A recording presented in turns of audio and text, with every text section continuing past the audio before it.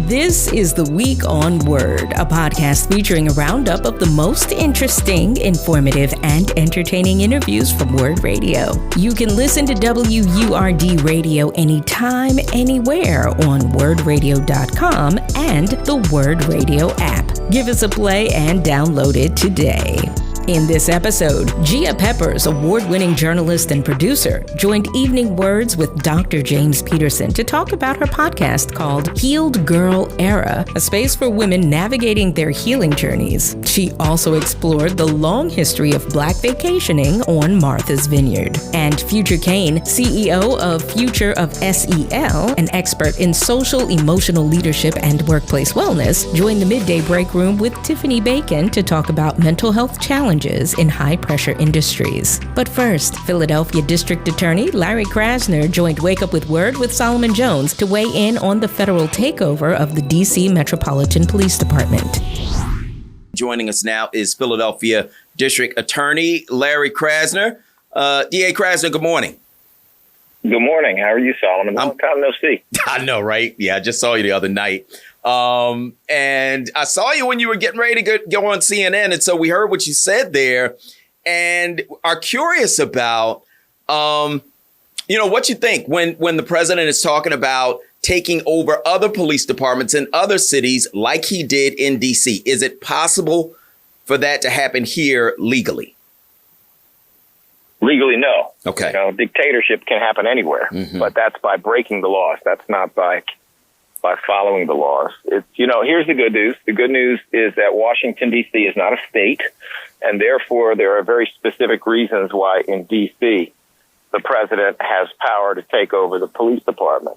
Simply put, it's because there is only one system there. It's the federal system. That is not true in any of the 50 states. Every one of the 50 states is protected by the 10th Amendment, and that those states, and Philly, of course, is in a state, those states have the 10th Amendment saying that the federal authorities cannot commandeer. Commandeer is the word, but what it basically means is take over. They cannot take over the local police department. If a local police department in Alabama or Mississippi wants to do something with them, well, they can. But there's no power on the part of the president to tell the mayor of the city of Philadelphia or the police commissioner or the district attorney what it is they have to do when it comes to enforcing the law. One of the things that we heard commonly when homicides were high in the city of Philadelphia was that the mayor needed to declare a crime emergency. I heard that over and over and over again. Well, that's what Donald Trump did in D.C. He declared that there was a crime emergency, even though the numbers say the exact opposite. Could he say that here in Philadelphia, and would that change, what powers he would have over our police department? Well, number one, the only public safety emergency that we have in big cities in America, true emergency, is Donald Trump. It's him. He is the crime emergency. It's one thing for the mayor, for the governor collectively to work together and to say, hey, we're in the middle of a pandemic. There's terrible things going on. It's a crime emergency. Let's bring in, let's say, police from another county. Let's bring in people who are actually trained to do civilian peacekeeping and to do civilian law enforcement. Let's do that. It's a completely different thing and entirely contrary to our Constitution for a president to effectively invade. And let's talk about what that would mean. When you bring in the National Guard, you're bringing in soldiers. These are people who are trained to be able to go to Iraq and kill the enemy. That's their training. They are not trained to do arrests. They're not trained for civilian peacekeeping. They're not trained to do forensics. They're not trained to observe in the way police officers are. And so there have been historically some really awful tragedies as a result of trying to take National Guard members or the military and put them in that situation. The first one that comes to mind, because I'm 64, is the Kent State Massacre. And for those of you who don't know, there were protests against the Vietnam War in, I guess it was about 1970. I think it was May of 1970 on this campus in Ohio, Kent State. By the time we were done, peaceful protesters had been shot. 4 of them were killed. 9 of them were shot. 1 of them was paralyzed for life. This is not keeping the peace. This is destroying the peace. One of the reasons you're hearing all this mushy talk from D.C. about how there were 23 arrests last night. Well, the truth is the National Guard's not making those arrests. They don't know how. And there's always 23 arrests overnight in Washington, D.C. That's just normal for what's going on there. We can only hope this is more of a photo op than a reality. But I am afraid, and I'm serious about this, that what he is doing with his stupid birthday parade, with tanks rolling up and down D.C. for the president's birthday, which we've never seen in the United States, and what he is doing by rolling out troops to go through an empty park in Los Angeles and rolling out troops to do this in D.C., is that he is normalizing the military invasion of cities. He is doing what we all have thought he might be doing, which is trying to build up to a phony emergency to declare that there will not be any more elections. There will be martial law. I mean, he's trying to take over the government of the United States, and not for the first time. We all know what happened on January 6th. That was a coup. That was an overthrow. And even after all of his friends got prosecuted and some of them got 20-year sentences, he kissed them and said, get out of jail. Okay? This is serious. We are talking about someone who's going to push it as far as he can. And if he can take over the government of the United States because we don't stand up, he's going to do it. We're talking with Philadelphia District Attorney Larry Krasner. And, you know, it's one of the things that I've thought about a lot. And I think that when you have ideas that are unpopular, when you have people out in the streets by the hundreds of thousands, and that is what we have seen in opposition to what this president is doing, then you have to try to affect elections. So they are, of course, putting troops on the streets. Do you think that that's something that's going to happen in Philadelphia as well? And what could be done about it? Well, number one, there's a ton that can be done about it. You know, at the legal level, we can do what has already been done in California, which is you go to the courts. And, you know, the law is quite clear about what he can do and what he can't do. What he is doing in Washington, D.C. and in California is illegal. You know, here's the fact. They're at a 30-year low for crime in Washington, D.C. That's not a public safety emergency. That's a public safety victory. We in Philadelphia, as of this morning, we have, it's been over 50 years since we had this lower number of homicides. And I'm not saying things are perfect, because in every big city, every day, we have to fight crime and we have to try to make things better. But how is it that when you have the lowest number of homicides in over 50 years, that's an emergency? That's a victory. And that's also true in many, many other categories. We have 18 different categories of crime that the Philadelphia police lift up every day. 15 are down, 15 out of 18. That is not an emergency. And even if it was, it's an emergency that can be best handled by Commissioner Bethel, who's really good, by the mayor, who is dedicated to public safety. It can be handled by us, not by a bunch of guys who are National Guards people coming in from Carbon County, who do not live here, do not live around people like Philadelphia has, do not know how to deal with civilian policing, and we're trained to kill. Well, let's talk about the racial element of this, because you, of course, along with some religious leaders, made a statement about this, and you talked about the racial element. Now, Washington, D.C. is around 40% Black. Philadelphia is around 40% Black. When you add in the Latino population, it is majority, non-white. And so is there a racial element to what the president is doing with declaring a crime emergency in D.C. and threatening to do it in other places? Absolutely. Yes, and always with them. Let's not forget, and I don't know why people don't talk about this more, but Donald Trump was endorsed by the Ku Klux Klan twice. Twice. He never repudiated that. He never rejected it. And we should also remember that there might be a reason they like him so much, which is that his grandfather marched with the Ku Klux Klan in New York City around 1912 and was arrested with the Ku Klux Klan. There were hundreds and hundreds and hundreds of Klans people out there. They only arrested a few. Can you imagine what kind of leadership role Donald Trump's grandfather must have had, what kind of crazy behavior he must have engaged in to be one of only a few arrested in a sea of hoods? Can you imagine that? He is a profound racist, always has been, and like most dictators, he has found scapegoating of individuals, groups that are less privileged, to be useful telling lies about them to be useful. And this is one of his big lies. This is an enormous lie to say that these cities that are making tremendous progress, that are safer in many instances than they've been for decades. After one of the best years in U.S. history for crime last year, they have even less crime this year. This is a fundamentally racist form of coded language that is about whether people are black or not. It is. And it is about whether they're Latino or not. He's after us, and he's after all of us. And I say that because I think Philadelphians actually have a high level of regard for each other. We might fight each other, but we do care for each other. So he's after us. And we have to not only stand up in the courts, we have to stand up in the streets. We have to stand up politically. I need my elected brothers and sisters to get out there and talk with me. We got to do this. There are too many people in the corner keeping quiet. There are too many Dempublicans running around here who are trying to see which way the wind blows. The wind blows the right way when you get up and you start flapping your arms. So we all need to get together and do that. You should call them Dempublicans. Yes, I did. Now, who are they? Just to be clear, like what do you mean? What is a Dempublican? It's a giant chicken with a T-shirt that says Democrat. So you've got some folks who really are, I think, afraid, and I think this is a time to be nervous because we've never seen anything like this in America. So this is new for us, but we have seen it play out in other places, and we've seen how it played out when other places embrace this kind of fascist behavior. And so you've called it out.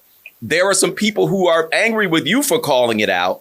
And there are some folks who are talking about running against you. And one of those people is Judge Dugan, who ran as a Democrat and now says he is going to run as a Republican. When you heard that, what did you think? Well, I mean, honestly, I thought everything that we said about him before turned out to be true. You know, from the very beginning, I was challenging him because the Republicans were funding a write-in campaign to get him on the ballot. I challenged him to say that he would not accept that. He wouldn't say anything. And then after a debate on WURD, in which I made it the centerpiece of everything I was saying, while he wiggled and wriggled and tried not to answer it, he had his campaign say he would never run as a Republican. And here he is, running as a Republican. So, you know, I guess the fundamental simple question is, do you want a DA who doesn't tell the truth? You know, do you want a DA who will say one thing at one time to benefit himself and show he's a real Democrat, and then when he loses, plays the sore loser, turns around and says, oh, well, what I said before no longer true, now I'm a Republican. We've had that, you know, we had that with Lynn Abraham. We had that with Seth Williams. We had people who were all about making the decision that benefited them personally, who were not willing to stand on the business of justice, which is what the oath is. You know, the oath is to seek justice. It's not to seek even higher office. It's not to seek happy headlines. That's not the oath. So do we want that? You know, I think Philadelphia understands. If you look at social media, there's just been an outpouring, even of some people who voted for him in the primary, saying that they're outraged that he would have told them something that is obviously completely untrue. We're talking with Philadelphia DA Larry Krasner, and I want to talk about crime in Philadelphia. And so where are we in terms of overall statistics from, say, 2020 to now? Well, 2020, of course, was the year when it all hit us hard around March 2020. That's when the courts were closing, which is something that hasn't happened, you know, in 100 years or more. And they closed for quite some time because of the danger of the spread of COVID. That was the year it was ramping up and got really high. Where are we? We're way, way, way down. I mean, the reality is that around 2020, 2021, we hit a peak for homicides that was around 560, maybe 561. And right now, we are at approximately 138. Last time I checked yesterday, the 138. We seem to be on track to end up at maybe 225, 230. So we're not talking cutting it in half. We're talking cutting it below half of what it used to be. We're actually talking about a low that would be the lowest number of homicides in over 50 years by the end of the year if things continue on the track where they are right now. If you look at the other two best years, which were around 2013, 2014, thereabouts, we're 10, 11, 12 homicides below that, at this point in the year. So it's not like we're just one below that. That is not the only news that matters, but it's definitely positive news that we're seeing far fewer homicides even than when I took office, well below where it was the year I took office. We're seeing shootings that are going way down. We're seeing shooting incidents going way down. Out of 18 categories, as I mentioned, there's only 3 that are going up. And they're not the worst categories. It's not, it's not rape. It's not homicide. It's not shootings. It's not aggravated. It's not, robbery with a gun, that sort of thing. There are some slight dips up in a couple of categories. But given that crime is always cyclical, it's always going to be going up at times and coming down at times for, 15 factors that are actually not even happening within the city. They're happening all over the country. Given all of that, this is just, these are remarkably good times. And I have to give a lot of credit to the community-based organizations, including yours, Man Up, but the many, many community-based organizations that do such great work at prevention, do such great work at reentry of people who've been in jail. All of the organizations that focus on young kids and teenage kids and young adults that have done amazing work, all the great coaches and all the great teachers and all the great neighbors and all the great, people in the community who stick their necks out, plus our city council, plus our mayor and our police commissioner. And I think my office has also played a part that has been positive in moving in a more modern direction with enforcement and a more robust and modern direction with prevention. I think all of that has really helped. And it does give us a pathway forward. It does give us the chance to stop being known as a chronically violent city and start to be known as a consistently safe city. All right. That's Philadelphia DA Larry Krasner. And my last question to you, and we have to answer quickly because we only got a few seconds. If Donald Trump tries to declare a crime emergency and come to Philadelphia, what will you do? Everything within my power, including go to jail if necessary. But I don't think that's necessary. I think that man's scared. You're listening to The Week on Word. Represent your favorite station in style. Look for Afrocentric tees, hoodies, tumblers, notebooks, mugs, and more. Just click the Shop tab at wordradio.com. Show the world that you're all about Black Talk Media. You gotta look good.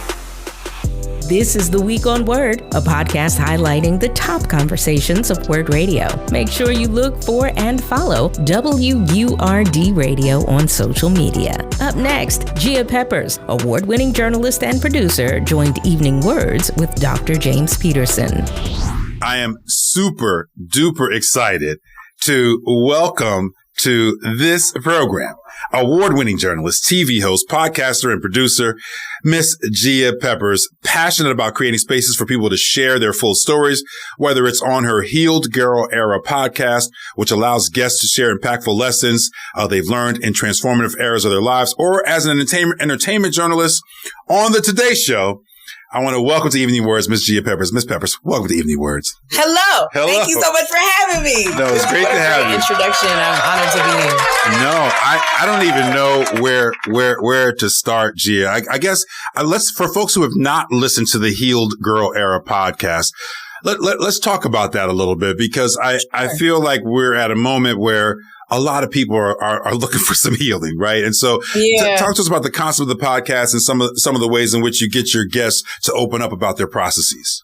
Yes. I mean, I think one of the most important things that I think the millennial generation has been able to contribute to the fabric of the Black experience in this country is that we've taken the taboo out of mental health, and we've allowed ourselves to be like, all right, I'm not okay. I don't have the answers. I don't have the tools. Let me figure out how to get to therapy, how to get to healing, how to go on my journey to unpack and uncover what's going on within me so that I don't take it out and harm other folks or myself from this point on. It takes awareness. It takes a daily practice. And so we have so many spaces that, give us all types of information, from tea to, political to sports to whatever. But we do need spaces where we can tap in to heal and to continue on our journeys if that's something you choose to do, because that's not everybody's journey or choice. Mm-hmm. And so essentially Healed Girl Era came to me when I was at the Woman Evolve conference a couple of years ago,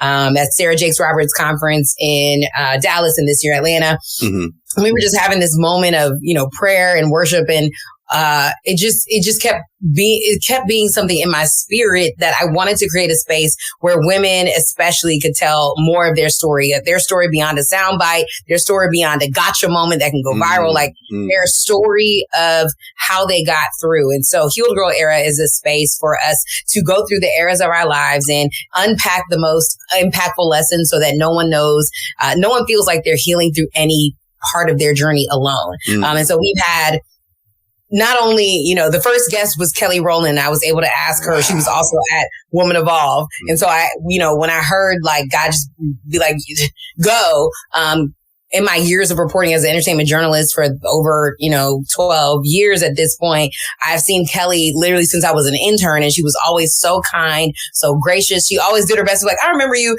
And at some point she started to call my name like Gia. So I was like, okay, so she knows who I am. She knows I'm not crazy. Wait, pause. Gia, you're on a first name basis with Kelly Rowland. Let's just underscore that fact there. Crazy, right? Yeah, come on. Crazy. Come on. And you gotta understand, I'm a kid of the 90s, so that's it real was for you. That's real for you. Yes. I was like, baby, you Kelly Rowland. So when I went up to her, it was after, again, we were all in deep praise and worship, and we're talking like tears flowing, all types of stuff. So I was like, I don't know if this is appropriate, but we were leaving, and she pulls, me over to say, bye. And my mother was with me. And so they started talking. And I was like, let me just ask. I was like, I would love to sit down and go through more of your story. I'm starting a podcast, and I would love to see, if you could be on it. And she said yes. And that was pretty much the beginning of that. And since then we've had on therapists, thought leaders, public figures, just a space where we can all learn the tools, or at least the lessons that'll help us get through our time. And so it is one of my favorite things that I've ever done in my career. And I'm really excited as we continue on with season 2. We've done 3 live shows this year, which was amazing. I've done a live show at the Black Enterprise Women in Power Summit, and Nationwide brought me out. I did one at Essence Fest on the wellness stage, and then I just did one at Woman Evolve. So it was a full circle moment this past year. So it's been really eye opening and an amazing journey for me. Yeah, we're talking with Gia Peppers about the Healed Girl Era podcast, which you can find anywhere you get your podcast, Spotify, Apple, so on and so forth. Gia, I've been talking to people on radio for a long time now, and I learned a lot in that process. What are some of the things that you've learned in hosting the podcast? Give us your top 2 or 3 takeaways from the Healed Girl Era podcast work you've been doing. Yes. First of all, shout out to radio, because I love radio. I think radio is amazing. I still listen to radio wherever I am locally. I ask folks, what's the best stations? Because I grew up, my first foray into entertainment journalism was through radio. My first internship was under Donnie Simpson at WPGC, and then later Big Tigger. And so I'm a radio girly, and I think it's still important that we have radio and voices like you. So thank you. Shout out to Tigger, yo. Thank you for that. Hello, Miss Peppers. If you ever want to syndicate the Healed Girl Era podcast, it's above my pay grade, but I'm sure there's some people around here who would love to do that. Hello, let's call it. You never know what the Lord has planned. Hello. But I when I think about the learnings, the biggest one is usually I would be brought on as a host. I would be brought on as a producer. This is me funding it, producing it, booking the talent, finding the spaces, hiring the team. That's a lot of jobs. That's a lot of jobs. Exactly. I really had to become the media entrepreneur that I was kind of running from, because I think it's much harder work. It's a deeper lift. I, go over the edits with my editor. Sometimes I edit it myself. It is a lift from all of me. And so for a long time, I ran from it because I knew I would have to be more consistent and, show up more. The only way to really create a following on podcasts in this very saturated market is to show up every week. And so it has been highly difficult to do that sometimes when I'm running, ripping and running and hosting. But what is great is I've showed up for myself. I've shown up for myself in ways that have helped me build my own inner confidence and trust that I actually know what I'm doing. A lot of the times in this space, as a woman, people try to, put you as the third chair on a talk show. Come on, Gia. Come on. You just like, okay, let's wrap it up. Like, you have to learn how to advocate for yourself. And so I took all of my experiences from all the way from WPGC to, when I was a contributor on the Today Show to more than that with Gia Peppers, like all those different things that I had done. I took all that I learned and applied it to the show. And so it's taught me to be consistent. It's taught me that funding podcasts is not easy. There's a lot of people that have podcasts right now. And so finding sponsorships is not easy. So just really being smart with my budget and being smart with like my line items and being smart with, you don't need a makeup artist for this. Do your own makeup is really something that I've started to, own. You're like the executive producer, the line producer, the talent producer, all the things for the things for the Hill Girls era podcast. Exactly. So I create the designs for the, it's a lot. So I'm learning as I go, like, the systems that I need to put in place for season 2. I've been really trying to be better about my systems. I've used like Later, which is, the Instagram, like it lets you schedule everything across all platforms. And I've learned a lot about communicating the vision that I want to the people that I choose to collaborate with, like my editors or my cinematographers, because I unfortunately cannot press play and it looked good the whole interview for a 3-camera setup. It doesn't work that way. That's right. It just don't work that way. You got to let it go sometimes. That's another thing I've learned. Trust your team. Let it go. Trust them to show up and show out. And then trust your voice. Growing up, in J school and all the different things, they teach you are not the story. But in this day and age, you have to share your opinion. It's like you're not going to make no money, unless you become a person that people can follow and get behind because your thoughts align with theirs. So I had to learn how to be like okay with sharing my perspective and my own journey. And so I've done some solo episodes that have been really impactful too. So those are the things I've learned for sure. No, that's absolutely incredible. And we might come back to that, but I don't want to eat up our whole interview without talking about some of the other amazing things that you're doing. So Gia, folks in your role who are influential and who've had national platforms and work kind of in the entertainment world or entertainment adjacent world, a lot of times they make a decision as to whether or not they're going to embrace their faith publicly, right? You made the decision, which I applaud you for, because it's a courageous one, especially to do so in these complicated times. You decided that not only are you going to be front facing with it, but you are cultivating and creating a community of folks called Creators of Faith. Talk to us about the founding of that and give us some sense of like what the journey was that what led you to make that's not an uncomplicated decision to make for someone who's in the media.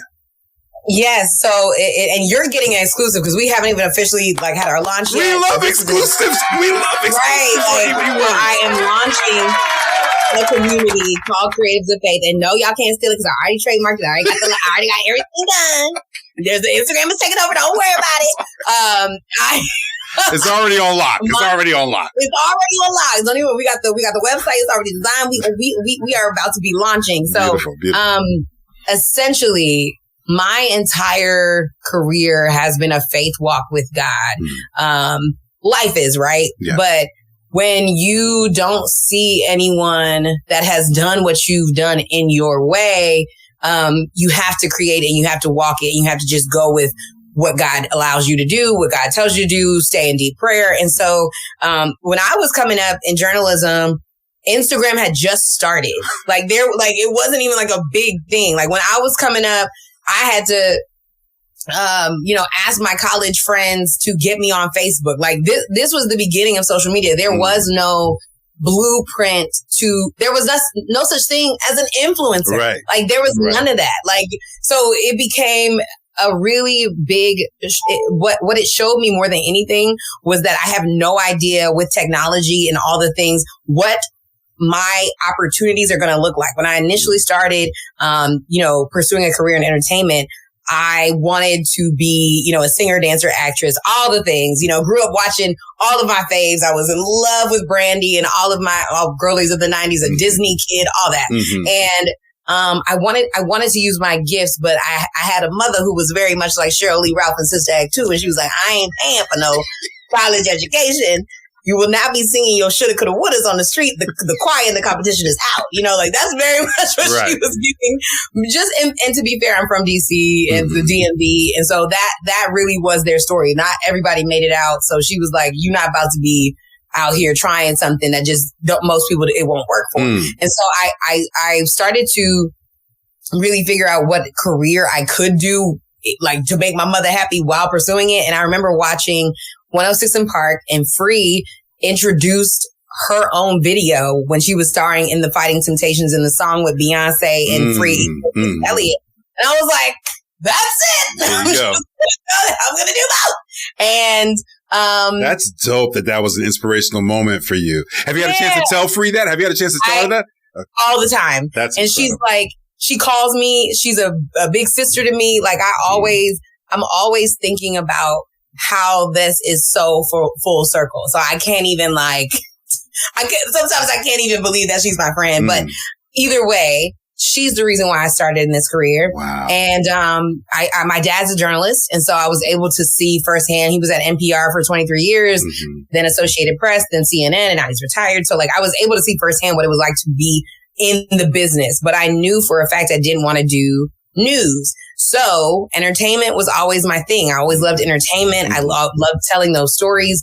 And so as I walked through my career, there was no guarantee, right? Like there was no, I've got way more no's than yeses. I've gotten a lot of people to tell me, Preach. I'm not good. I'm not good enough. I'm not this. I'm not, they're not what I'm looking for. I'm not there yet. I'm too old. I'm too young. I'm too this, all the things. And I'm just like, the only thing that sustained me and keeps me going is my relationship with God and understanding that there's a bigger picture and a bigger calling and bigger assignment on my life. And so Creatives of Faith is the community that I've needed my whole career that will allow us to stay on assignment from God, the illest creator of all time. And when I think about the amount of times that I've pretty much given up, because one thing about it, I was very much like, well, that's it for me. No one wants to do it. Great. I'm done, several times in my career. Yeah. And my friends would turn the mirror back on me and be like, you said you wanted to do this. So what do you really care about? Some friends would even be like, girl, give up. And then I'll be like, well, what are you talking about, girl? Why would I do all this for years? So right. It's the space where you can come and feel supported as a creative. We live in the most distracted times ever. So even if it's just like a person that says, hey, y'all, I'm feeling like I'm not even called to do this anymore. And somebody could be like, no, we need to be here. We need to pray. Like whatever you need, what do you need? Like it's the space that will allow creatives to stay on assignment from the illest creator of all time. It'll be a space where we pour into and build our spiritual skill set and our faith skill set as much as we build our creative ones too. So there'll be master classes and monthly, meetups where we talk about things, co-working days, bartering boards, which I think is really important. And so there's more coming, but that's the initial hope for Creatives of Faith. Well, congratulations on that. And thank you for giving us, the exclusive details around the launch. We're going to definitely support and follow and all the things. I just love that concept that God is the illest creator of all time. I love that, Gia. We need your voice, by the way. Don't ever let it falter ever again in your life. We need your voice, right? I can tell you that as an old head in this space, we need your voice. We need your presence here. I want to talk about some of the entertainment stories that might be in your notebook right now. Polo and Ralph Lauren are paying homage to generations of Black folks going to Martha's Vineyard. Now, let me just be clear. I'm putting my cards on the table here. I've been to Martha's Vineyard a couple times. I know how some folks in our community see it. Some people see it as this kind of like Black bougie type of stuff. I've been there, and it's like incredible. It is in some ways holistic. Just my experience there has been good. And I'm not someone who goes perennial. I don't go every year, but I've been a couple of times, and I thought beforehand that this is some Black bougie stuff. My boy's always trying to get me to go, but I went myself, and it's not that, right? Like it's something a little bit more realistic. But talk a little bit about the significance of Polo, a big, what people think of as a white American brand, saying, hey, I'm going to pay homage to this piece. There's some Black folks who are like, hey, what is Polo doing? There are other black folks say, hey, we've been buying Polo since like 1972. It's about damn time. The 90s, Aaliyah was rolling. They had that big takeover with Aaliyah and, Quincy Jones' daughter, Sadada. Is it Rashida? Not Rashida. Kadada. Yeah, Kadada. Yes. Yes. They were very popping in the 90s. Okay. So I'm a Vineyard baby. Okay. Growing up, we definitely did go up all the time as a family. Yeah. The Vineyard is actually, I think, one of the most idyllic, restorative places for Black folks to vacation. I also realize that the Vineyard is small, right? And it's not the easiest place to get to. It is expensive. I hear folks like, yeah.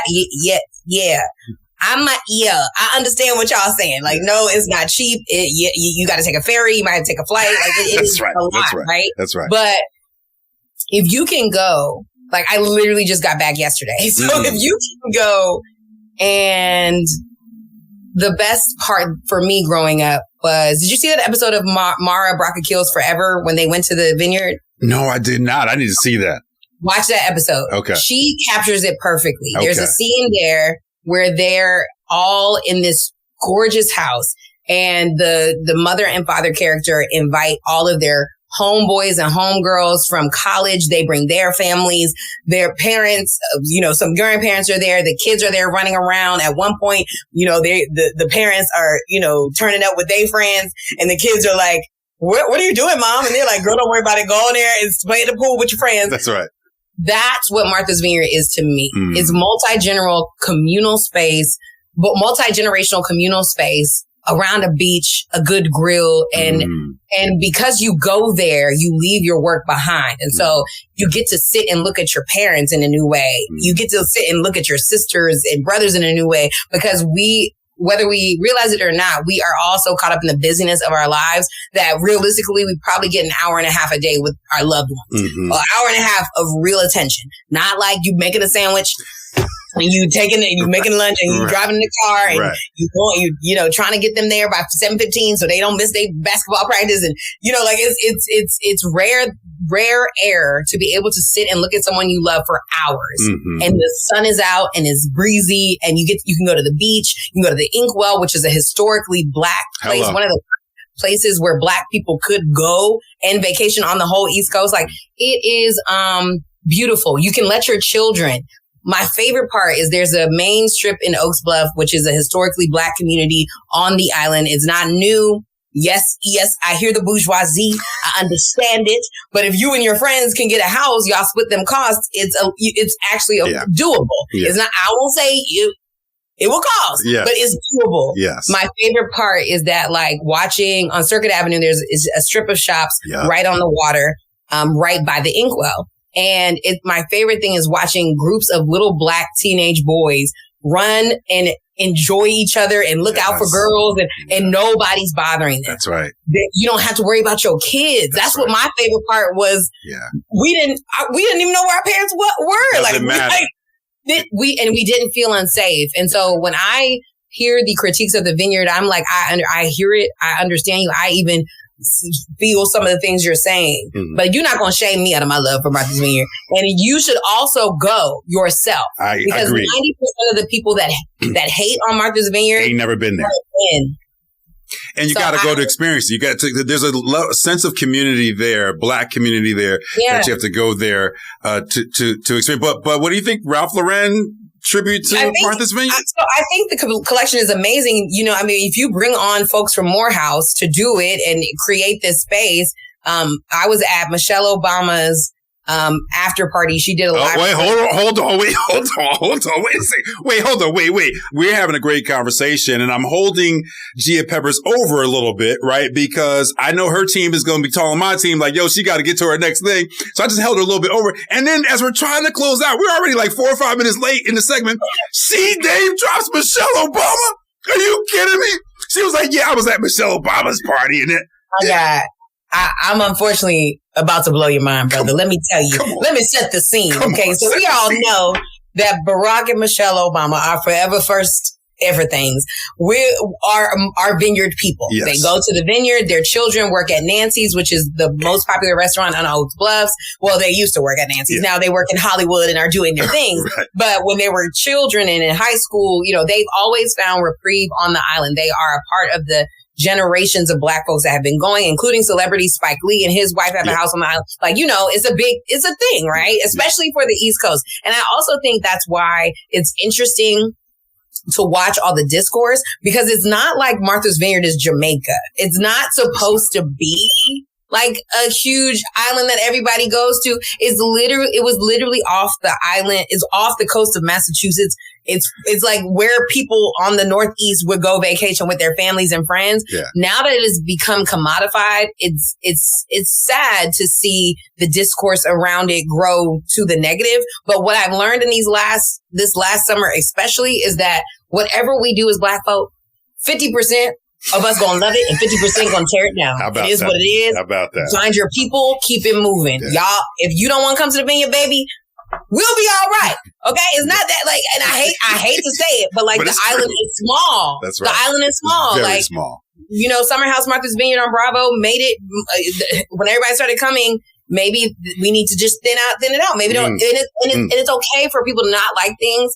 But it's one thing to tear it down and shame other people. Right. You can just say, I didn't have a good time on Martha's Vineyard, but I had a great time. So I went to Martha's Vineyard. I wasn't going to go this year because my family, like everybody's just busy. Everybody's working. There's a lot going on. I mean, the DMV especially has seen all of the federal layoffs and it's affecting our communities for real. Like there are women and men that have worked for the federal government for 30, 40 years that all of a sudden are out of work. So everybody's just kind of doing their part. And it didn't feel like a time to vacation for me. I'm in work mode or whatever. So I work as an ambassador for Michelle Obama's civic voting organization called When We All Vote.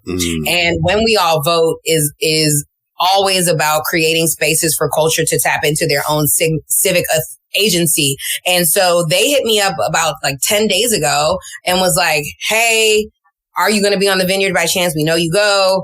We're going to do something at the Martha's Vineyard African American Film Festival, which is a huge deal. Dave Chappelle. Incredible. Yes, Dave Chappelle was there debuting his new documentary, and all the proceeds are going to Duke Ellington, the school that he went to here in Washington, D.C. I'm here in the DMV visiting my family this week. So it's just all coming back to the space. So I've been working with Michelle Obama's When We All Vote organization for the past like probably 6 years. Yeah. And so they reached out to me to interview Mara Brock-Akil on the island at Forever to talk about the importance of civic engagement in film and television and how what we see on screen informs how we do our real lives. And so we had an amazing chat. Of course I said yes. I went down there. They can't pay you. These civic organizations, they're not like going to tell you who to vote for, but they're still a political organization, right? So they cannot pay you because unlike the old boy who said Beyonce got money from Kamala, they cannot pay you. They do it. Yeah, that's like right. So it's just not true. So those are lies. We call those things lies. Yes. Lie. They cannot pay you. They might be able to help, you get a travel stipend or something like that, but they cannot pay you your fee. Yeah. So I was like, child, but it's Mara Brock-Akil and Michelle Obama's team. You ain't saying no to Mara Brock-Akil, much less Michelle Obama. Yes. I'm going. Yeah. So get to the island. And again, I was not prepared for it to feel like Essence Fest because for the first time, like so many more brands are popping up on the island. Yeah. It's just way more Hollywood and industry than it used to be. Yeah. And so I go to the event and we have an amazing time. Mara and I have a beautiful conversation about civic engagement, the responsibility of artists and storytellers. And she feels like not everybody needs to be responsible. Some people, that's not their bag. So at the end of the day, like when we do find people that tell stories that help civic engagement, we love that. So that's how she felt about it. And we had a great conversation. And then afterwards, I went to Abby Phillips' dinner, where she's talking about host at CNN. Yes. She's on a team that's helping Issa produce her new documentary called Seen and Heard, which is amazing. That's Issa Rae, the star producer from HBO fame. Yes. So we're all there at dinner on the Vineyard. Amazing. So Abby Phillips, Issa Rae, and you having dinner. No. So it's like 40 girls. Okay. So I'm like, it's like a huge dinner. So it's several people, but we all talk. But you're all there. That's right. Yes. And so it's great. So then another reason why I went to When We All Vote, and ask is because Michelle Obama recorded a live podcast with her brother, the IMO, the podcast, on the island at the film festival. And they interviewed Natasha Rothwell, who was on Insecure with Issa. She played Kelly, but she also had her show How to Die Alone. And she's just gotten 2 Emmy nominations for it. And she's on White Lotus. So they did a great conversation. And after that, they had a reception. She was amazing on White Lotus. She's been a recurring character. She's done more than one season. She's also amazingly out front about what she feels about the current president of the United States. But yes, she does. Hello. Every day. I'm like, girl, you can't travel nowhere because if they take your phone, they go. Okay. But anywho, that's a longer conversation. Yes, it is. So afterwards, we have a reception. And I'm like, okay, let me head to the private reception for Barack and Michelle Obama on Martha's Vineyard. It's just too many things happening. No, it wasn't Barack. It was just for Michelle, right? Okay. So we're all there to support Michelle.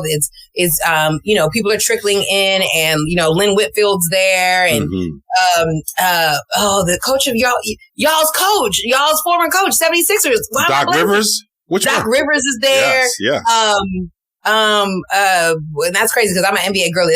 That's how I know I'm tired. Doc Rivers is there. Robin Roberts is there. Wow. Debbie Allen is there. Wow. Like and some of those folks are perennial Martha's Vineyard. Lynn Whitfield is there every summer. I mean, some of those folks go there regularly. Yes. Yeah. Exactly. But like Robin, I don't think is a big Vineyard person. I think she pops in and pops out. Gayle King is there. Gail's a perennial. Yep.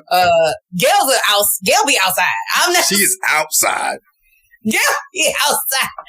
Elaine Welteroth is there. Abby Phillip, of course, is there. So it's just like, that's all incredible. Different types of people from walks of life to support Michelle's, podcast. Yeah. So she comes, she does an intro to everyone. And little by little, mind you, it's the most chill environment, but Barack just walks in. Like, just walks in with the Secret Service. First black president of the United States just comes through with the Secret Service. That's the Vineyard, though. That's the Vineyard. That's the Vineyard. And nobody, like, everybody's like, of course, like, but nobody's, their eyes are wide open, but nobody's like attacking him. First of all, Secret Service don't play. They don't. Was on. It's real serious. Yeah. They didn't have their suits on no more, but they was still. Believe it or not, they ran all the information on everybody in that room. The IFB was with it. No +1. Come on. You bring who you bring, and you got to get that background check. So Michelle's talking about the podcast, how happy she is to be able to do it with her big brother, because of course throughout their lives they've just separated, and now since their mother passed last year, they get to spend this time together, and they're just loving it. And that's when like Barack just like saunters in, and we're all like. Trying to pay this is a crazy story, Gia. Go ahead. Barack Obama. So me and my friends are talking. It's me and my friend Maud and my friend Alencia. Alencia is an author. So like, it's a lot of like public facing people. We're all just talking, and Alencia hits somebody on the shoulder, and we're just talking. We was like, girl, watch out. Anyway, girl's like, yeah, that lobster roll last night was buzzing. We turned back around. She's like, that's Barack Obama. Like he was so chill. Okay. We saw people starting to go around him, but we were in convo so much. We were just like, that's Barack Obama. Wow. So Barack starts to just go around one person at a time, like, hello, how y'all doing? Nice to meet you. And so I'm like this, I don't know, because I knew Michelle was going to be there. I did not know Barack was going to be there. Unbelievable. I was not ready. He's like, hey, how are you doing? I'm like, hi, my name's Gia Peppers. I'm a journalist from Washington, D.C. And I'm just so happy to meet you. You are Barack Obama. And he was just like, thank you so much. And moved on to the next person. And like people wanted pictures, but he was like, he only really took pictures with the elderly. And he did take a picture with the head designer, Jamal Jeter, for the Martha's Vineyard Polo Ralph Lauren brand. Wow. So all full circle. Full circle. Shoot. That's incredible. That don't let nobody tell you Martha's Vineyard ain't a good time. Yeah. What I will say is Martha's Vineyard is, I think what people's biggest complaints about it is I think they expect it to be like Miami. Martha's Vineyard is actually like muted, slow, restorative fun. It's like ride your bike around the town type of fun. Ride your bike. It's quaint. It's like black women exercising in the ocean in the morning type of fun. Like, it's our little piece of Americana. Like, what the American experience is actually supposed to be for Black folks, our piece of freedom, you can experience it on Martha's Vineyard, at least a semblance of it. Like, oh, wow, this is what it's like to feel safe and right, right? And nobody just, this is what it's like. No police coming after me. Like, this is it. Right. And my children running around and I'm not worried about them getting gunned down. Like, this is it. Yeah. So it's like, it's a reset for your nervous system. So when I hear critiques about the expectations of what Martha's Vineyard is, I understand that people see it from the outside in and it's like, oh, you're a bourgeoisie Black person if you go.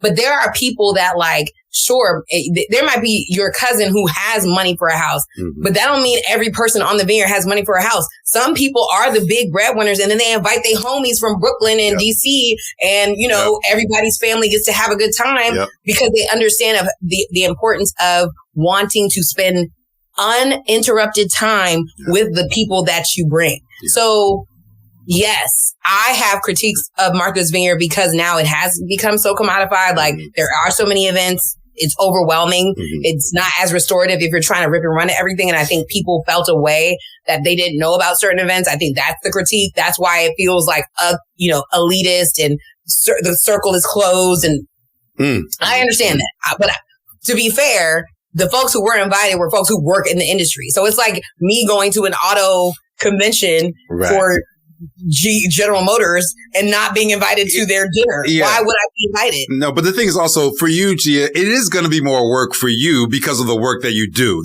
People can go there if they're not in the industry and also have it as a vacation, right? Like when you go, you got to work. You got to do the conversation. You don't have to, but you're going to be invited to do a lot of work when you go there. And by the way, the times I've been there has been for work as well. So, but everyone doesn't have to do it that way.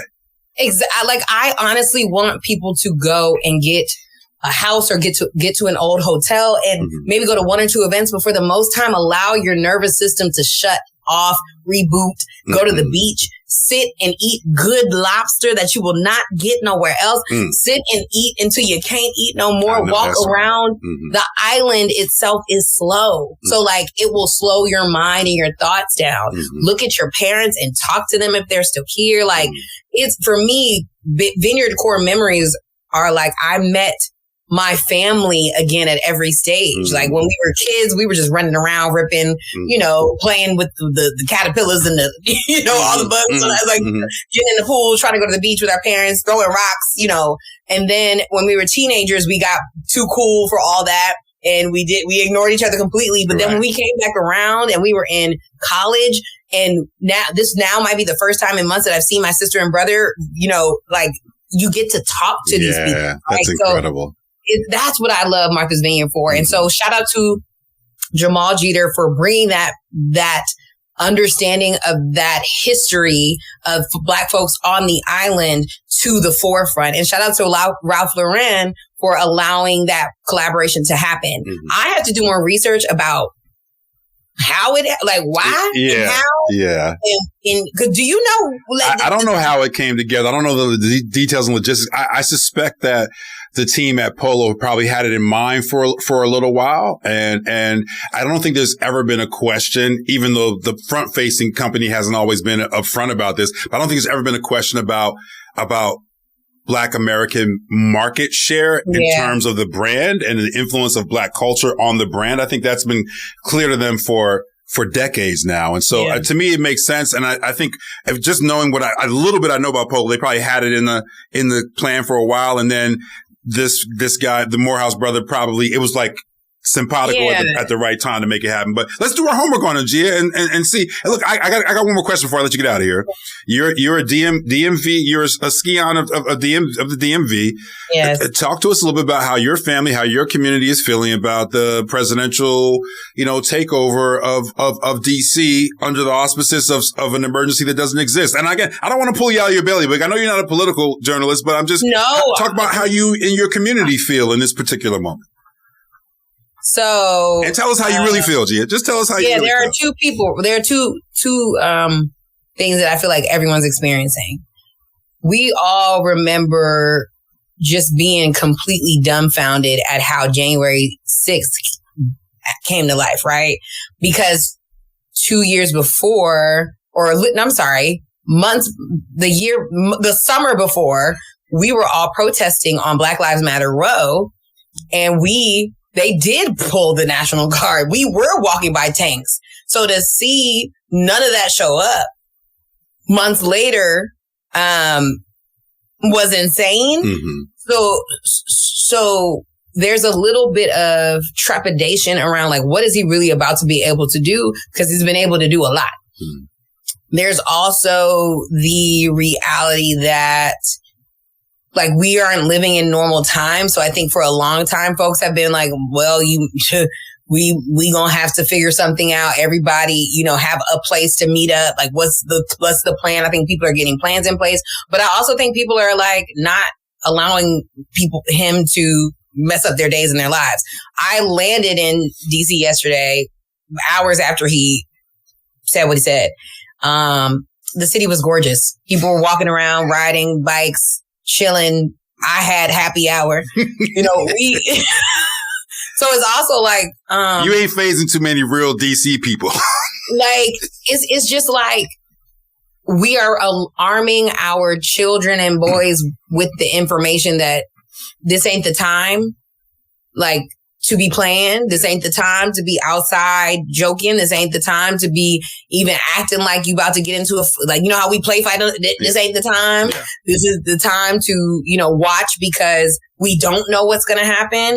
And we're also hopeful that legally there's some, pushback, and there's some people that, really speak up and are able to do something about it. Mm. But we won't know what happens until we know. I think people are just like, okay, cool. This is what type of time you're on. Not a surprise. But what is this really about to look like? And I think that's where people are. Like, some people, sure, are very scared. I was very scared when I first watched it, because I was like, what does this mean? I live between LA and DC. So, I travel a lot. So I'm like, well, what does this mean for my loved ones? And then I'm also like, I serve a God who protects me and my family. Come on. In my household, in my parents' household, and my friends' households, and people know how to maneuver, right? So, like, if he I don't know what that means. I think people are also going to be smarter about making sure their registrations is up to date on their cars, and making sure they pay off their tickets. No riding dirty in the DMV. No riding dirty. Mm-hmm. Like, your taillight is out. Mm-hmm. Don't need you to we need to figure this out as a people and be smart. Because we honestly don't know what's going to happen. Mm-hmm. Like, there's just no way to know. He says a lot of things. We don't know what's actually going to get pushed through. Right. But I mean, we saw it with ICE and all the things. Like, it gets pushed through. So we're just all kind of like, all right. Gia Peppers, journalist, TV host, podcaster, producer, sis, I hope you will come back on this program. I hope you'll come back on this program. I have fun. This is a blast. I'm overtime again. My producer's like, what are you doing? Do you run? I don't care. But I'm going to get you out of this side. And I also want to say really quickly, yes, other than that, like, I believe in the power of community and prayer. And I just, I'm praying for the whole DMV. I'm praying for all the cities that he listed. Mm-hmm. Like, this was not just for us. That's right. So I'm praying for protection for all of it from people who mean us harm in a way that has nothing to do with anything that they actually need to be paying attention to. Like, we can't be too distracted from the work. And I think there's some part of this is distraction, but we have to be big in our communities again. We're going to need to do Sunday dinners, kickback, fish fries. Like, we're going to need to take care of each other in a way that we haven't had to in the past several years. Mm-hmm. We're going to have to really show up and pull up for each other, keep everyone prayed up, keep everyone protected, keep everyone in mind. Like, we're going to have to show up for each other in ways that we haven't before, but I don't think we can live in fear. Like, I don't want to live in fear. No, like, do your things, live your thing. I might carry my passport with me, but sis, Gia Peppers, it's great talking with you. Again, I hope you'll come back on the program sometime very, very soon. Best of luck with the podcast, with the creative faith community, all the things that you're doing. And thank you so much for taking so much time out of your schedule to talk with us here on Evening WURDs. I really appreciate it. This is the Week on Word. Stay connected on the go with the WURD Radio app. Search WURD Radio in your app store. Stream every show with increased clarity, easily access WURD TV, EcoWord, and Livelihood. Remember, Black Media Matters. Get the WURD Radio app today. Available on Google Play and the Apple App Store.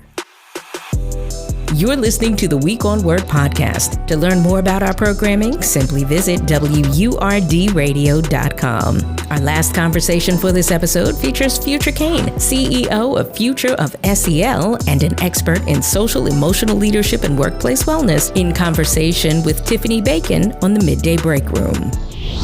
In this segment, we are talking about the mental health challenges in high-pressure industries like healthcare workers, law enforcement, law, tech, finance, and so forth, for folks who are doing management jobs. And then also going to spend some time talking about the weight of the current news and how we can keep that from being so heavy on our hearts. Our special contributor, our monthly contributor, is a social, emotional leadership and workplace wellness expert who is the CEO and founder of Future of SEL, an organization geared to improve social and emotional leadership across multiple workplace environments. Future Cain is joining us on the program. Hello, Future. How are we? How are we today? Oh, we breathing on schedule, keeping our head above water, making a wave when we can, trying to avoid the layoffs. Good times. Oh, okay. So I'm hysterically laughing, but not so hysterically laughing because you said keeping our head above water. I don't know if you've seen anything that has happened. Wisconsin has what they're saying is 1 in 100-year flood. And the amount of rainfall that we got even within 12 hours would be the amount that another area would get in a month and a half. So we are literally underwater here. There's a lot of flooding in many different areas. So it's been a lot is what I'm going to say. Yeah. And so I need to ask you, how are you doing? Here's the thing. When people came and then I'm hearing the stories, because I'm watching the news, right? As we all do and just driving through the roads. Yeah. Were we impacted? Yes. Was the impact for us as devastating as other people? No. Okay. So I know what I'm living through currently is minor and compared to what some Wisconsinites are currently living through right now. So I would just tell people, one of the things that came to my mind with people with mental health and well-being in any of the fields is oftentimes what we overlook or we're so busy because we're just consumed with our own minds is the cultural context of everything that is going on, not only within our state, but the different regions of our states, and then also our nation and internationally, because that does have an impact on people and how they show up or where they have family members and friends and those that they love. And I think people don't always know people enough to understand the relevancy and then the impact that their email, their comment, or whatever could make, because they don't put that all into context, which is exactly why I do the work that I do, because it is a deep self-awareness that one has to have to even pause and say, okay, let me just look up what's going on before I maybe press send on this text or this email. Right. The checking in is so very important. It's more important now because you're going to be hard pressed to find anybody that's not going through something. Facts. Everybody is going through something. Yes. And I also think, we're all going through something. And how long has the storm, if we want to stay with that theme, right? Sure. How long has the storm been for that person? Because there's some people who it seems like can't catch a break, right? You might be good for this week and then something else has come, which then compounds on top of your own emotional well-being, your patience level, right? It is a domino impact that compounds. It doesn't make it any easier. It demonstrates your ability to stand in your own resiliency. But at some point, people are exhausted. Yeah. So that, thank you for saying all that. And I do want to dive in. I know we are going to talk about high pressure careers and professions specifically, but this thing does cross everybody. You know, this thing right here, it doesn't matter what type job you have. This part crosses everyone. So there has been, I've witnessed and experienced times where if a person is professing, I'm not okay, talking about the workplace, I'm not okay, the pressure is mounting. Sometimes the person on the other end of it, be that a manager or a direct report, what have you, will give the look like this is an excuse. No excuses. What do we do with that when it's like, pause, I'm not talking about an excuse. I'm talking about so much is mounting that you come at me sideways. I may forget that I'm professional. I may forget I'm at work. What should we do with that? What should the manager do when someone reports that they are at their limit? What should the person do if the person that they're speaking with assumes that they're just making an excuse? Okay, so there's so many different layers to this, right? And oftentimes what this ties into is systemic and what is your culture, what's already embedded, because there's a lot of organizations that, yes, have been proactive and preventative and have policies and procedures already in place for this. There's other spaces, or sometimes you'll get a manager or a leader who, even though the policies and procedures in place, they just don't follow it. Then there's other spaces that are navigating through because they don't have anything. So every day, every person, every situation is to be determined because there's nothing in place, which is why I'm very systems based, right? Put the system in place and then we all know what we're following. So you can't say, well, Becky got this treatment and then I over here am getting this treatment. Nope, it should be uniform. And then you get to hold people accountable for not then following what we said as a culture we have intact so that we have a culture of care here for people. The second thing is when we come and we're vulnerable, because I think that's what needs to be celebrated and looked at. It takes courage to even speak up and be vulnerable to say, this is mounting. I am not okay. There's so many of us that sit in silence and suffer and we don't say anything. So when we get to the point to actually speak up and say something, that is a very vulnerable place. And I would mention this. I know we're speaking professionally, but we also need to look at this as personal, because there's people in our lives weekly and yearly that will speak to us because they feel that we are a safe space of I'm not okay. And then how do we react when people are telling us that? I think we need to be very mindful of that, even if that person you're telling is yourself, because some of us have this internal conversation with ourselves and then we might say, I'm not okay. And then we just skate through as if everything is okay, but it's not. And then you're never pausing to take care of yourself. What I recently just did professional development with one of the, I think it is the largest school district in a state.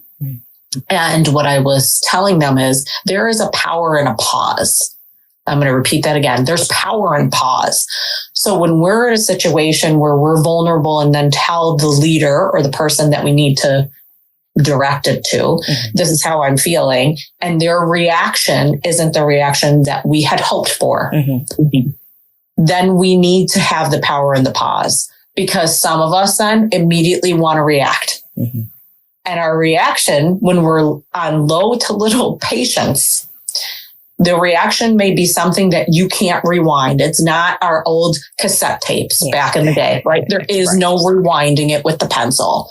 So once it's out, it's out. So I would tell people, one, set yourself up in that day, the morning, to prepare yourself mentally, physically, emotionally, spiritually for this is the day that I'm going to share my vulnerability with somebody. And if it doesn't go as I had planned, what am I going to do? Because we already have to prepare for, I can't say how you are going to react when I give you what I am holding. Okay, so there's a power in the pause. Then you need to understand if they are not then supportive, because that's what it's coming down to, then what is the policy within your own organization of who you can go to next? Do you need to write an email to document it? Do you need to then ask to speak to their supervisor? Do you have to go to HR? There's usually a series of steps that you could do within. And my most important thing would be look at your policies, and then also documentation is essential, because then we have the game of, well, you didn't say that, or I didn't know it was that dire. And then something really happens, right? Something major happens to the person, to a project, to the profits. Then you have a trail of, I've been saying this, but nobody wanted to listen to me. And we've seen this documented throughout history of people have literally said, I did speak up and nobody wanted to listen to me. And then this was the outcome, which is exactly what myself, my organization, and many people are trying to prevent here. Okay. All right. Thank you for that. I appreciate it. Now let's dive into these high pressure industries like healthcare, law, tech, finance. What would you say are the most common mental health challenges that you are aware of? Okay. So I think too, and this is dated many years back. It didn't just happen today or this year. If you look back through our history, we have high numbers in regards to anxiety and depression. In addition to, there is a high suicide rate for white men. Okay. Now, rates, you need to be very vulnerable in saying, okay, I am going to look up this data. And then how is this impacting you? Because for somebody to say there's not somebody that has a mental health diagnosis, whether it's diagnosed or undiagnosed, that's in your organization is a lie. We are all working with people who are experiencing anxiety and depression. We just may not know it. And we may be that person, but we just didn't go to do research, or we haven't gone to talk to someone. And when you're working in situations where people have anxiety and depression, it's the environments. And I'll go back to when you think about yourself as a child, if you have siblings or if you hear stories, you can have two kids that came from the same household, and the environment in which they thought that they lived through is not the same. Their stories of the exact encounters will be very different. And then what they become and who they are, the triggers that they have, the traumas that they carried, the resilience is not always the same, because the environment plays differently on different people. So that is something that we must always remember, that maybe in a high stress environment, the one person that has anxiety might thrive. There might be another person in this high stress environment that is, especially in tech, it's profits, it's innovation, it's constantly go, it's never stop. That might be debilitating to your mental health and well-being and your spirit, especially in regards to who your team is and who your leader is. So it is very much the environment. And at the same time, I'm always being very mindful of sharing with people. You can't expect people to be mind readers. Honestly, I don't even know if I'd want that talent if I could choose a talent. That feels and sounds very overwhelming. Right? So then you can't sit here and say, but they're not, when you didn't share, I have anxiety, or this is inducing anxiety, or I am going through a week of a very low time in my life, mood wise, where depression. So I might be on edge, or you may see me stepping away to go cry somewhere and come back, or I can't make these decisions that are going to be impacting a lot of people because my level of cognition isn't at the speed in which it would normally be. But many of us don't want to share it because we have created a synonym with me sharing where I'm currently at is a weakness. And I would say, isn't it the ultimate stress? Because you're trying to be proactive and preventative with the impact that you and your well-being are possibly having on the team. So I would say, yes, we're seeing a lot of anxiety and depression coupled with those environments may be a trigger for goodness, or it could be a trigger for destruction. Okay. So thank you for sharing that. And considering the industries that we're talking about, healthcare, law, tech, and so on and so forth, really any industry, but specifically those, isn't there a bit of a catch-22? Because even if you have the strength to say that, you know, on the back end, there is somebody in the office that's going to say, well, if you can't handle it, perhaps this is not the right position for you. Which then, if you're in a situation where you don't have the money to just up and leave, you can't really afford to have them say, well, maybe this isn't the right job or position for you. You don't want them to take the opportunity away. So then, knowing your finances, knowing what you're up against, if you're older and concerned that you won't get another job easily, then what? Okay, this is a good question because it's like the catch-22, right? We live in a capitalistic society. No bill collector is going to say, oh, you're going through a bout of depression right now. That's okay. Get back to us, right? In 3 weeks or whenever you come back to a more peaceful state. So what I think people overlook and forget is there's always a cost. Let me repeat this again. There's always a cost. So I know some people are saying, but I have to stay here because of money. And I'm not sitting here saying that we don't need money. I also am sitting here saying, if to get that money is at the breaking point of your mental health and well-being, how long will one be able to sustain the environment anyway? And what is the long-term damage on you, your family? And then what are those costs that you're going to have to reap for possibly a lifetime or generationally that will be passed down that you are now going to have to figure out anyway? So the cost is there. We have to navigate through, what do I value? What is a plan of what do I believe will be best course of action for me and what I can do? Because sometimes you might be in somewhere and you could move to a different department or a different team, or have different hours, right? There's a lot of flexibility sometimes in regards to these internal organizations and sometimes working on you. I think a lot of people point to the outside. And I'm not saying there's a lot of stuff I could point to right now, especially in context of our world and our nation.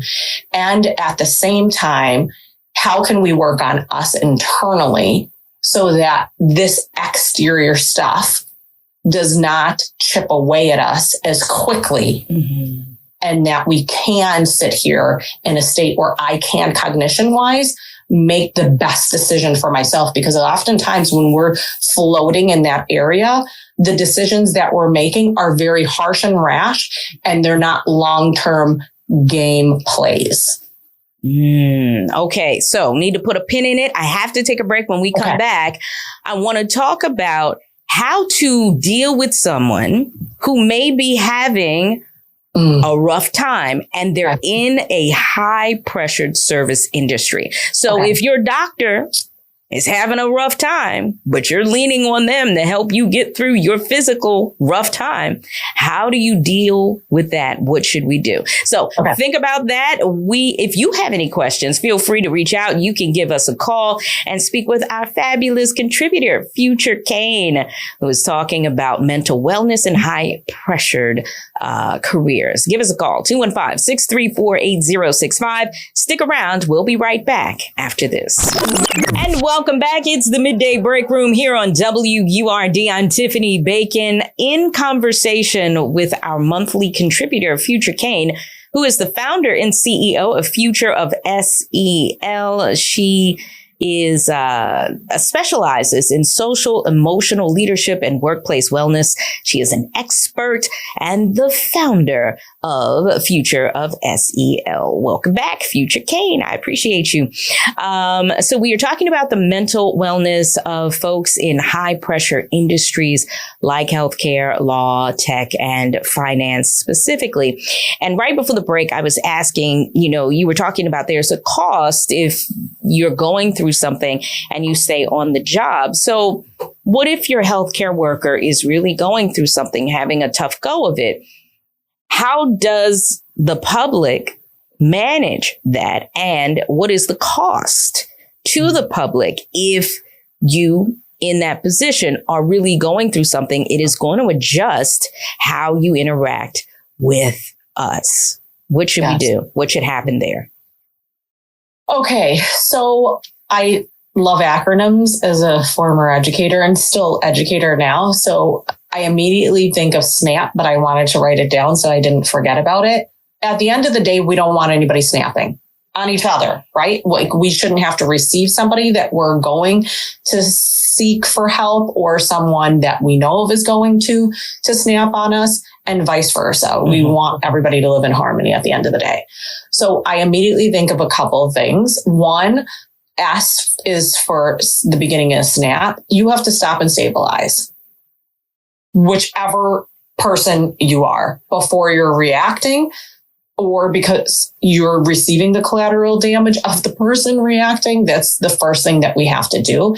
And I think sometimes we're not, because depending on what industry, especially if you're in the medical field, I don't have time. I've already talked to so many doctors and nurses, and they've told me their caseloads the amount it's increased from where they began to what it is now is ridiculous. Yeah. So they're going, and then being asked to do more paperwork too. So it's more with less. And we know in some of these professions, you have a mass exodus of people saying, I'm not doing it, which inevitably then puts more pressure on the system. I'm not sitting here saying it is okay for them to snap on people.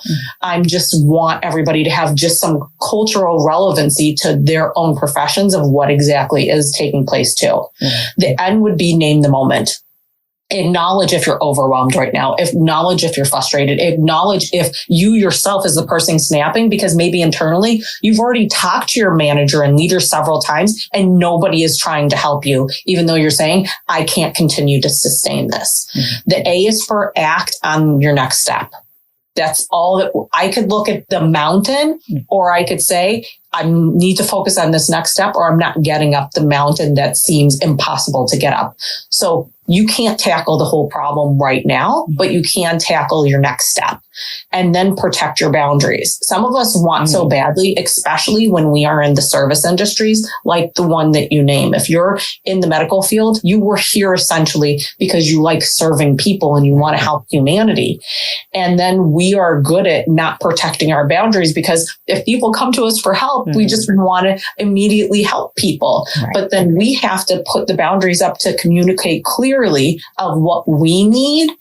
And even if that's the pause, or if I need to take a couple days off, paid or unpaid, or, okay, this system is not listening to me, so I'm going to go higher up. Obviously, we know that there's going to be a cost with it.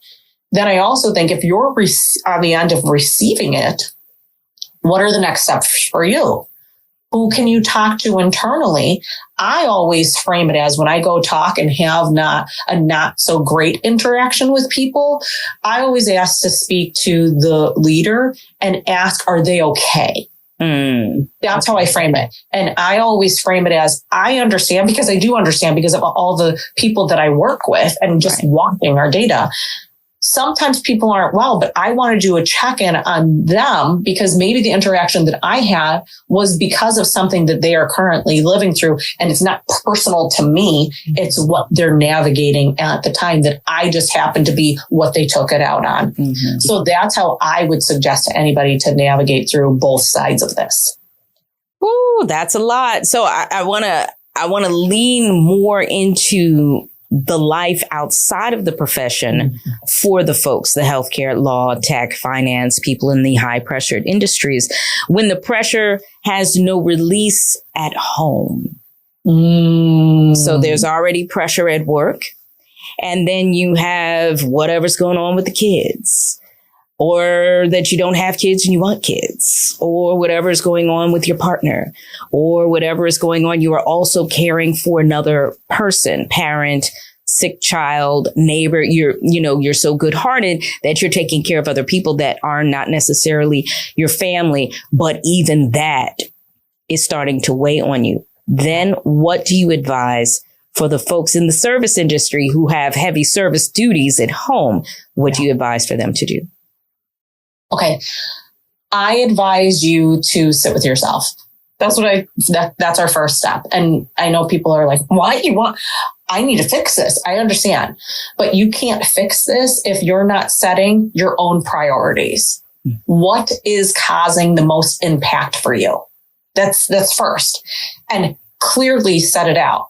What would ease that pain of the pressure is what you then have to look at next. And then who is directly linked and tied to those? And then who are your champions?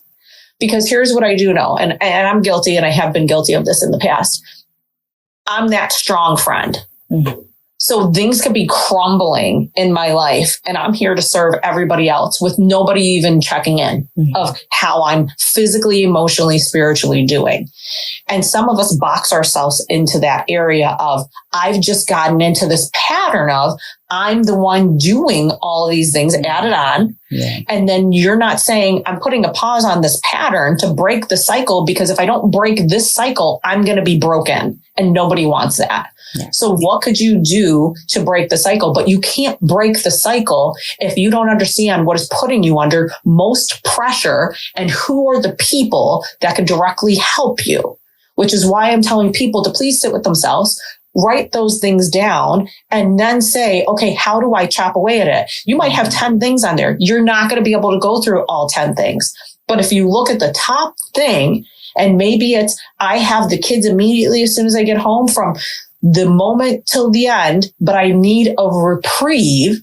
Who can you call and talk to help with that reprieve then? Even if it starts out as 1 day a week, it's still 1 day of a breath more that you get than what you had, which compounds on top of each other over a month, over a year, of how much less stress you will feel and how much more wellness you will get to have. Does that make sense? Yes. Makes plenty of sense. And it seems like it doesn't even matter what industry. Everybody needs that. It doesn't. Everybody needs that. Absolutely. All right. Let's talk about policy, because as we are watching, things are changing rapidly everywhere all at once. So what if the industry where you're working, they had supportive mental health policies, and then one day they don't? One day, maybe it is even in policy demonized that if you're having a moment, that's a character flaw and will count against you in some way. In preparation for this being a possibility, what do you suggest?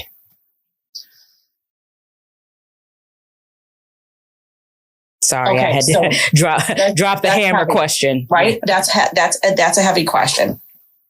I think, again, it goes back to, we have to stand in what are our own beliefs and what do we value. Okay.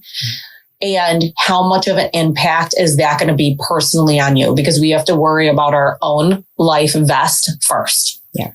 I understand you might want to put it in context of, because I'm one of those people too, but it's going to impact everybody. Yes, I understand that. And put on your own breathing mask first, and then we're going to worry about everybody else. So I guess my questions, I have more questions than answers for you on this one, because how much of the policy that now is taken out has an impact on you and the accommodations, modifications, flexibility that you were being allowed to get before? Because that is something that we're going to have to look at, right? Whether that's financially or emotionally. Because some people may have had, hey, we have wellness days that we could take, or there's flexibility in the schedule and now there's not flexibility in regards to time. So you have to look at that. And then if you don't have it, is your leader a person who is willing to accommodate, even though it might not be written in the policy any longer? I don't know, because guess what? That depends on each individual person a lot of times too, right? That they will hold space and a culture of care for their people because they understand the people come before the profits, where there's some people who are going to say, I'm following this because this is what is written here, and you get nothing outside of that. So that depends on each individual situation, but that also depends on you who are going to speak up to have these conversations and say, how is this going to impact my current plan? The current things that I've been doing, I think you need to question, how does that impact me? Because we're good at creating these narratives in our minds and having all these conversations. And guess what we go into? We go into a default of negativity, of the bad that it's going to have as an impact instead of the good.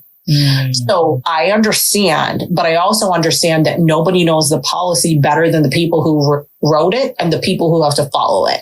So instead of creating these narratives of what it is going to be, what if we had a view of it could turn out better than I had expected?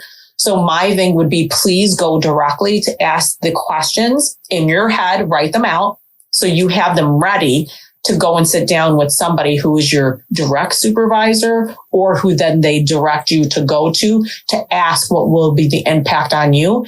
And then once you find out what the impact is, then we have to start a plan.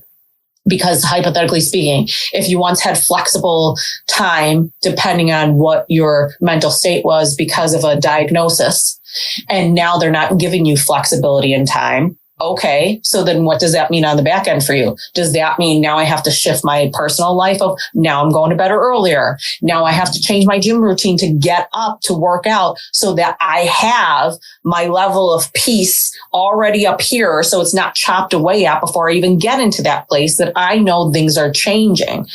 And then I would also look at, is that the place that's going to be best for you? And does your plan need to be, maybe I need to get a plan of another stream of income or looking for another job or having networking talks with people to say, hey, if you hear of anything, send it my way.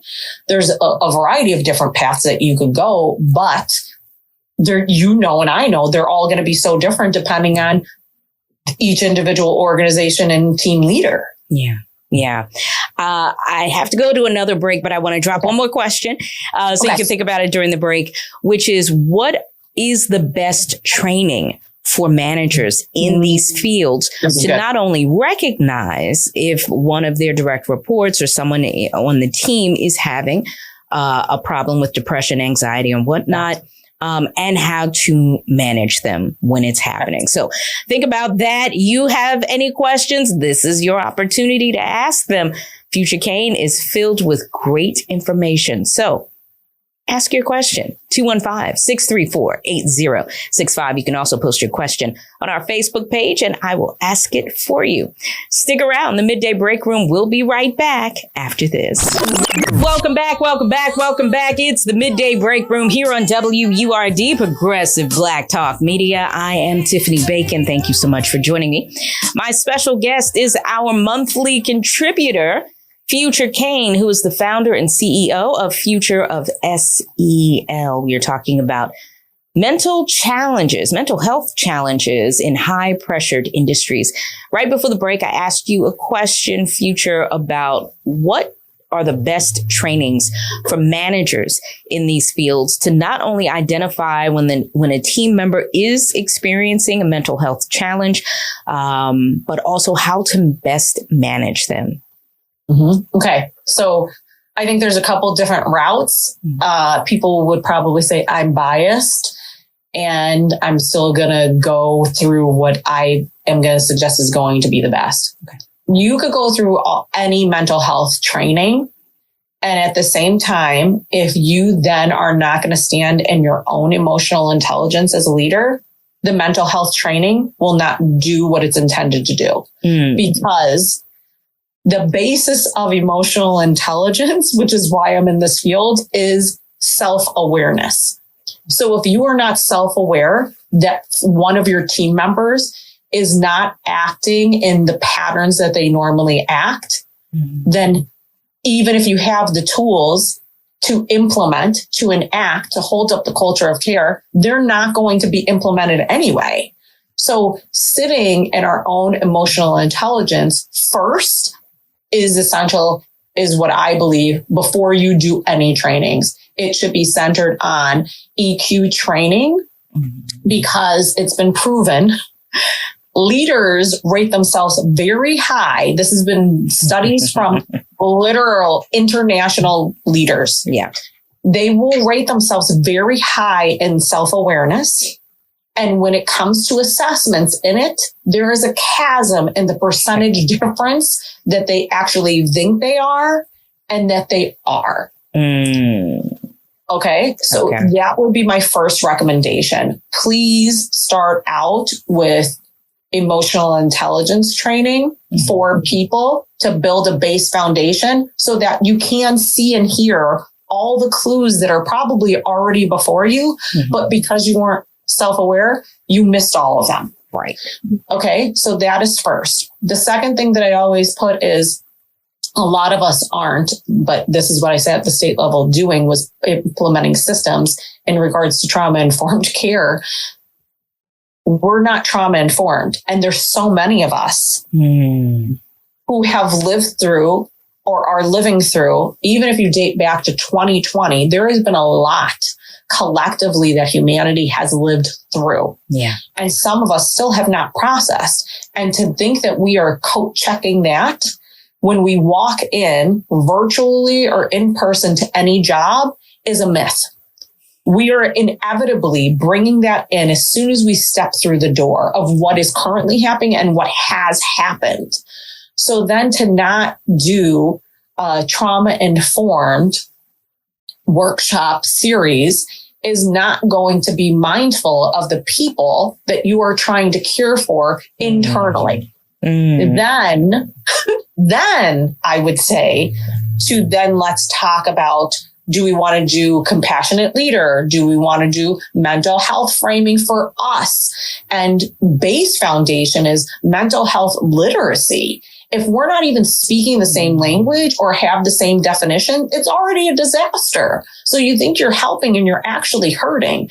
So those are the three areas that I would look at first. And here's what I am also going to say, and I say this to anybody I do workshops with or professional development with. If you think me coming in or anybody coming in one time and the magic wand is going to be waved, that's not how this works. Right. So you have to then essentially be committed to, we're doing a series. We're working through quarters, a 2-year. I have some people that it's a 3 years. We're working together because people are always going to be peopling. And we see the numbers of mental health going up, especially all the context of what we are collectively living through. So we could be preventative to help sustain our profits, our innovation, our collaboration, or you could be reactionary. I mean, that's up to you of what you want to do. But I know there's a lot of organizations who are taking a stand of saying, we're going to commit to this because we care about the people that we're serving. And we know the people are the ones that get everything done in any profession. It doesn't matter which one it is. Yeah. So how are we showering them with care? Yeah, I appreciate you saying all of this. I'm someone who worked in public health for about 20 plus years in the HIV, STI, and pregnancy prevention field. And so trauma-informed care. Yeah. Attended many sessions on that. But in industries or in jobs where that's not the norm, to hear those words, to even understand what emotional intelligence is, how do you get to a place where not only you implement such trainings, but that people understand what it is and want to even implement these trainings at the job? I think it's all in the framing, right? Innately, people care about people. People are curious about their team members doing well, us working collaboratively together. to be more innovative, to win, as some teams would call it, right? Like, look at what we were able to do as a sales team, or look at how many deliveries we had, or how many people are still alive and we were able to save, right? Or look at the innovative thing. We were the first one to create this. Mm-hmm. At the end of the day, what people have to then remember, people aren't able to physically do that when we're not at our most optimized levels. And what people and some leaders are doing are separating innovation from mental health and well-being. These are science-backed information that anybody could look up. You are not as sharp when your mental health isn't at the highest it could be. Mm-hmm. You are not as compassionate when your mental health is not at its optimization levels. So all of these are not separate. They're interwoven together. It's when will humanity get to the point of recognizing and realizing that, so that they can say these are necessary foundational building blocks, mm-hmm. not an afterthought. These are needed. I love that. Since I mentioned, and you mentioned several times, emotional intelligence, break down what that is for anyone who's unaware. Okay, so emotional intelligence is talking about a base foundation of your own self-awareness, and then the positive relationships that you have, responsible decision-making, and then the impact on others that you are interacting or not even interacting with, because there's many times that I have made decisions and it doesn't maybe directly impact somebody within my immediate circle, mm-hmm. but it has a grave impact on other people that I may not know because of the levels that I've been able to sit at and the decisions that are going to impact many, many people for not even just this week, but for years and decades to come. So it is us working in harmony with each other, and we can't do that without being understanding of all that we are living through. Mm-hmm. And some people just don't see it. They're not self-aware for themselves. Mm-hmm. And a lot of us are numbing personally. So if I'm numbing to get through my day, mm-hmm. it is going to be even more difficult for me to not numb, to see what you're going on and do a check-in with you so that we can all be well while working. Yeah, absolutely. I see a comment from Miss Viola. I don't think, Future, you didn't mention HIV. I did. I mentioned that I worked in a field. I worked in the HIV, STI, and pregnancy prevention field. So Future didn't mention anything about HIV. That was me. I was saying I worked in that field for about 20 years. So with all of this, knowing that all this is going on, knowing that we have options and opportunities to implement programs at our workplace, at the end of the day, what are the things that you really want folks who are working in these high-powered, high-pressured positions to know? And what is it that you want those who interact with them, their family, their friends, their partners, whomever, what is it that you want folks to know in these very high pressure times? Okay, I wrote something down so I would remember it, right?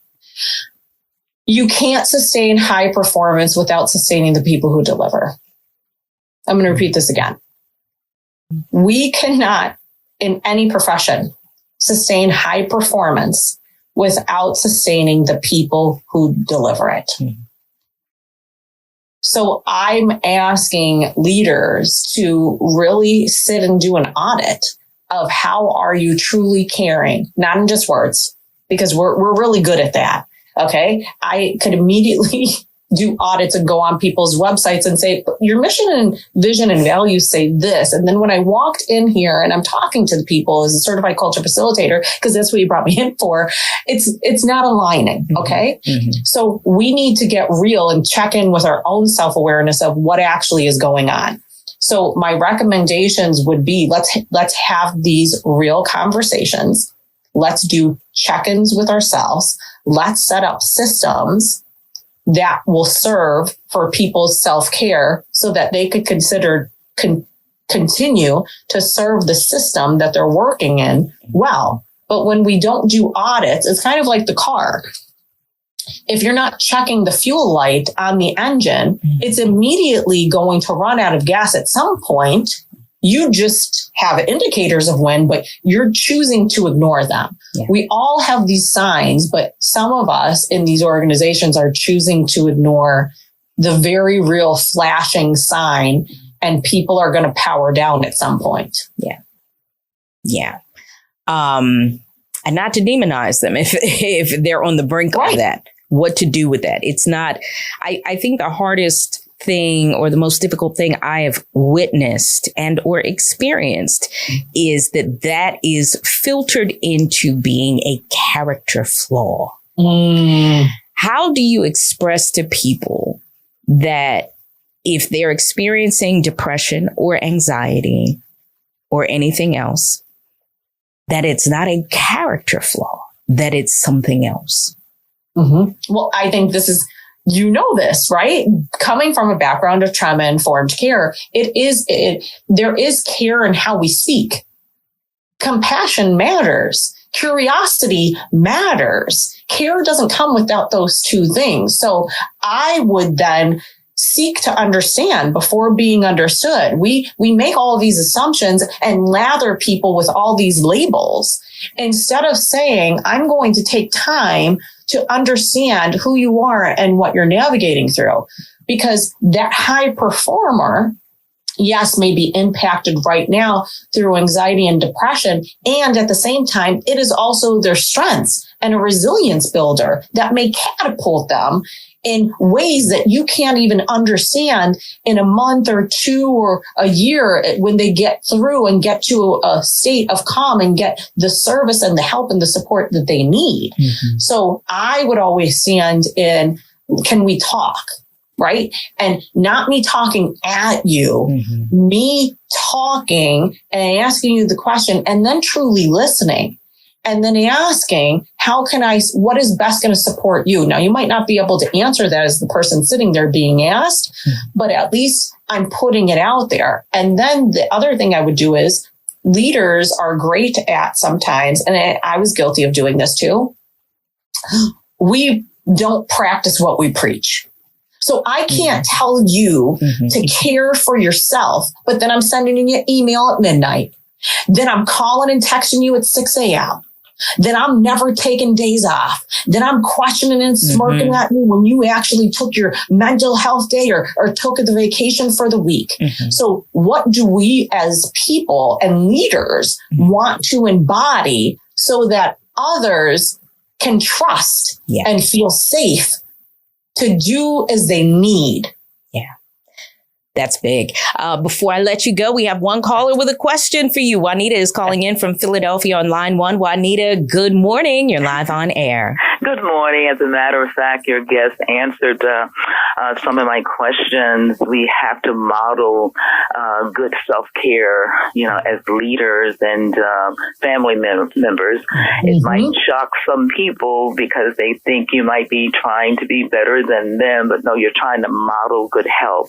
And what's also important is what we eat, especially when we're under a lot of stress. Eating adds to that stress if we're not eating properly. And we all can improve in that area. And we must exercise. It's all about self-care before we can help others. We have to first learn how to fill our own cup so that we can have something in it for others, and vice versa. We have to receive that from others. But if someone is always taking and not putting back into your cup, it might not come from the same people that you're helping, but we have to refill each other. And it's exercise is what we think. It's the people that we associate with, that are positive. And I know you're running out of time. So self-care, I believe, is at the top of the list. And sometimes we neglect it because we are busy and women taking care of our husband, our home, our friends. And then we just got to know no is no. I would love to help you with this, but Is there anything else that you need that I might, but this particular thing I'm not able. I mean, we just have to be authentic and don't take on more than what we know that we can handle, because like we said, everybody's going through something. But thank you kindly for your time, ladies. Enjoy this. We need more of this, especially in our community. We have to watch all of those fast foods, which has an effect on our health, our behavior, and all of the above, and our emotions, and especially model for our young people, because that's what they enjoy, the fast food. Thank you again. Have a great day. You too, Miss Juanita. And I do have to run. Future, thank you again. Let them know the website and where they can follow you on social media. Okay, so my handle is the same. I go by Future Cain everywhere. LinkedIn, TikTok, Instagram, and then futureofsel.com. Contact if you want to chit chat more. I would love to support and work with you. Fantastic. Thank you so much. I greatly appreciate it. I hope you have an amazing day, and please take care of yourself out there in Wisconsin. You're listening to The Week on Word. Why is Word important to the community? Thank you for asking. Let me count the ways. And it's one of the most important radio stations in the country. Word has always been a platform for Black people in Philadelphia. We're one of the only Black-owned talk radio stations in the country. We're one of 4 in the nation.